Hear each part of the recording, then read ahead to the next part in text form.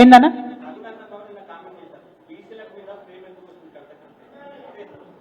ఇప్పుడు రఘునందన్ రావు అంటే కాంగ్రెస్ ఎంపీ అని ఆయన? నేను రఘునందన్ రావు గారిని కానీ బీజేపీని కానీ ఏమన్నా నిన్నేమన్నా మాట్లాడినా? నేను మా నిజామాబాద్కు మొదటిసారి వచ్చినాం కాబట్టి నిజామాబాద్ ప్రజలకు ఇచ్చినటువంటి హామీల మీద నేను నిలదీసిన. కాంగ్రెస్ని నిలదీస్తే బీజేపీ వాళ్ళకు ఉలికిపాటు ఎందుకు వస్తుందో నాకు అర్థమవుతలేదు.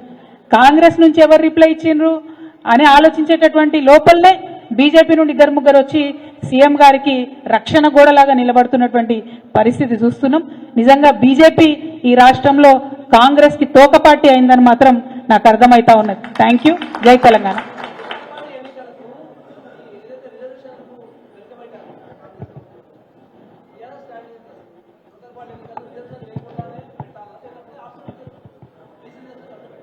కాంగ్రెస్ పార్టీ కామారెడ్డి డిక్లరేషన్లో ఏం చెప్పింది?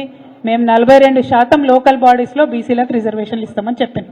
ఎస్సీలకు ఎస్టీలకు ఉండే రిజర్వేషన్లు అట్లనే ఉంటాయి, బీసీలకు 42% ఇస్తామని చెప్పి కాంగ్రెస్ పార్టీ చెప్పింది. ఇవాళ బీఆర్ఎస్ పార్టీ ఏమంటుంది? మీరు ఇస్తామని చెప్పిన రిజర్వేషన్ ఇవ్వండి, ఇచ్చిన తర్వాతనే లోకల్ బాడీ ఎన్నికలు పెట్టండి అంటున్నాం. సో చేయాల్సినటువంటి బాధ్యత కాంగ్రెస్ పార్టీది. వాళ్ళు ఇచ్చిన డిక్లరేషన్, వాళ్ళు ఇచ్చినటువంటి హామీని గుర్తు చేసే బాధ్యత మా బీఆర్ఎస్ పార్టీది. సో మా పని మేము చేస్తున్నాం, వాళ్ళు ఇచ్చిన హామీలను మేము వాళ్ళకు గుర్తు చేస్తున్నాం. దాన్ని చేయాల్సిన బాధ్యత మాత్రం కాంగ్రెస్ పార్టీ. Thank you. జై తెలంగాణ. Thank you.